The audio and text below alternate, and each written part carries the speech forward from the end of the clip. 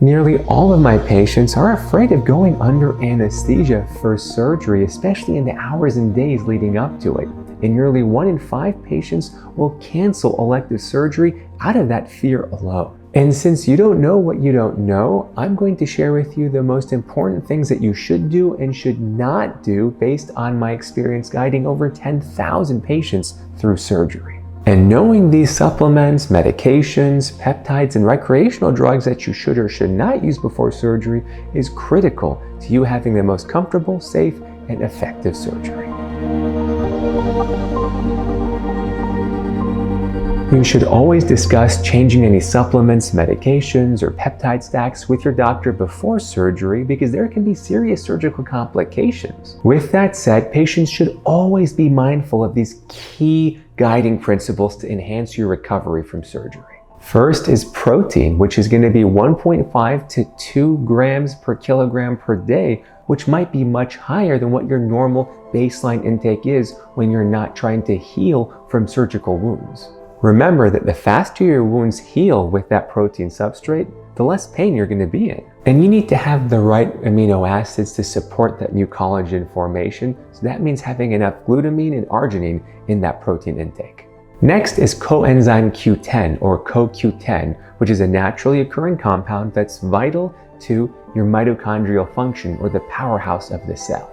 Multiple studies have demonstrated that preoperative supplementation with CoQ10 can minimize the risk of postoperative complications like atrial fibrillation. Not everyone needs to supplement with CoQ10, but some patients are at higher risk of heart problems than others from the stress of that surgery, and I just monitor blood levels to track the right dose in these patients. And then we have zinc, which is essential for wound healing, especially in the skin. And some patients might not be getting enough zinc from their diet alone, especially as requirements might increase as you're healing from the surgical wounds. And the same goes for magnesium, but it's doubly important because magnesium may also contribute to pain relief. And some patients might not be getting enough in their diet, and we might need to supplement higher than baseline needs with magnesium as well. But you should always talk to your doctor because your kidney function will determine the maximum dose of magnesium that's safe for you. Next is arnica, a fascinating plant because homeopathic doses have been shown to reduce bruising after surgery. I used to not believe this data because I didn't think these doses would be high enough to affect anything, but enough patients have come back to me telling me that they had a positive experience with arnica, and I've linked the data below. Vitamin D has also been somewhat controversial in terms of the ideal level, but I don't take chances in patients before surgery. I want them to be in the middle and maybe the upper end of normal range so that we can ensure enhanced muscle and functional recovery after surgery. I'll link those studies below as well. Aromatherapy is also a fascinating and safe intervention where inhaling these essential oils can help reduce anxiety and nausea in many studies. The best researched essential oils are lavender, ginger, and peppermint, and they're often safe to infuse and inhale even when you're in the waiting room for your surgery in those anxiety-provoking last couple of minutes or hour. As a pro tip, you can also use it after surgery to help with the potential nausea from anesthesia. And then there are several supplements that can help reduce post-operative pain, but you need to discuss these with your surgeon specifically because some of them can increase the risk of bleeding, which can be fatal or catastrophic after surgery. The first is bromelain, which is extracted from the pineapple and can have anti-inflammatory and hence pain-relieving effects after surgery. Omega-3 fatty acids are also a little controversial. There's mixed data about how much the anti-inflammatory effects can help reduce post-operative pain. I'll follow the blood biomarkers and treat as necessary depending on the bleeding risk associated with the surgery. And then there's curcumin, derived from turmeric, which is the darling of the anti-inflammatory supplements. But once again, you have to talk with your surgeon to make sure there's not going to be a bleeding risk with this. And then there are certain medications that you want to take specifically before surgery because of the cardiovascular effects of the surgical trauma, which put a load on your heart. Specifically, if you're taking beta blockers, we want you to typically continue the beta blockers so that your body does not go into beta blocker withdrawal during the sensitive surgery period. Those withdrawals can make your blood pressure and heart rate more volatile during surgery and anesthesia. You also need to take control of your mental health before surgery because the risk of postoperative depression and anxiety is very real, and that can diminish your surgical outcome. It can increase your risk of complications like infections, and it can delay your wound healing. And I want your cup to be filled before the stress of that traumatic surgery, which is invariably going to empty that cup.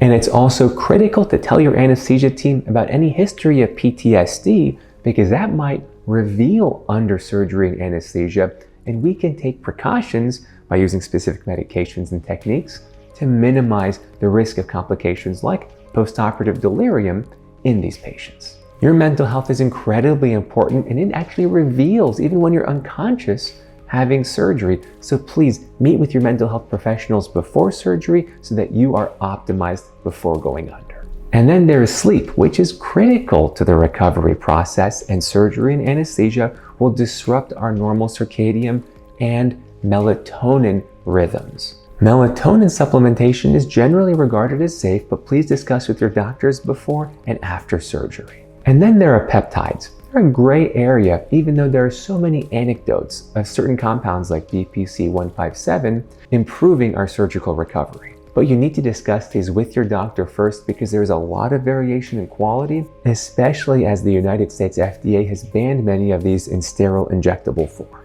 There are oral formulations of some of these peptides, but robust data is still lacking on their efficacy. So it's a very individualized decision with your doctor. NAD+ is also a special case. There are very few formalized studies here, but there's so much anecdotal data and evidence of it helping enhance pain and functional recovery, especially cognitively, from surgery. As always, it's individualized to the patient, and you need to speak with your doctor first to see if it's safe for you before or after surgery. Lastly, honey and licorice root can help soothe the sore throat from surgery from that pesky breathing tube that we need to place to support your breathing when you're under anesthesia. That sore throat usually dissipates pretty quickly after surgery, but if it lingers, these are two powerful tools that can often help it go away faster. Have you tried any of these supplements before? Let me know in the comments below so others can learn from your experience. Remember that it's very important to work with your doctor to identify a safe brand and the right dose so that we can minimize the risk of contaminants or other complications that the wrong supplement can cause in patients. I've seen contaminants wreak havoc in patients during surgery, and I don't want that to happen to you. So if you're learning something new, hit that like button and visit my clinic's website at www.claris-health.com to learn more.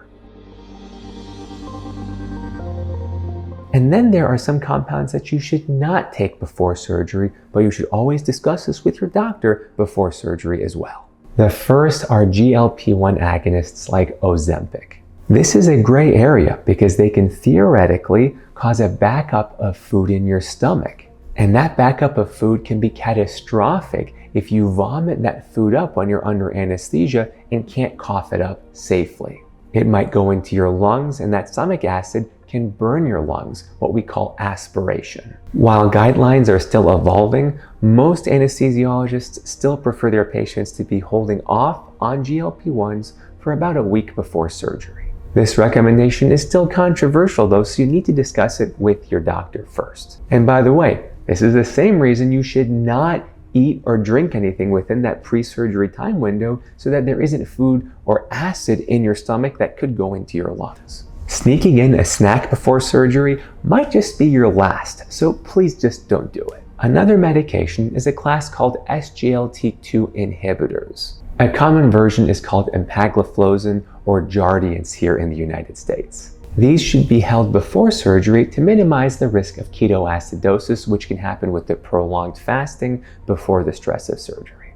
As always, talk with your doctor first though. And then there's cannabis, which is a big deal for my patients here in San Francisco. There are many ways that cannabis interferes with anesthesia and surgery. It can affect nausea and pain, but maybe most importantly is change your anesthesia requirements. And if your anesthesia requirements are much higher than your weight would suggest, you run the risk of being underdosed and potentially being somewhat awake or aware during surgery. The best time to stop using cannabis depends on many factors, like how often you use it and whether you use edibles or you smoke it. So talk with your doctor about finding the right cannabis plan before surgery.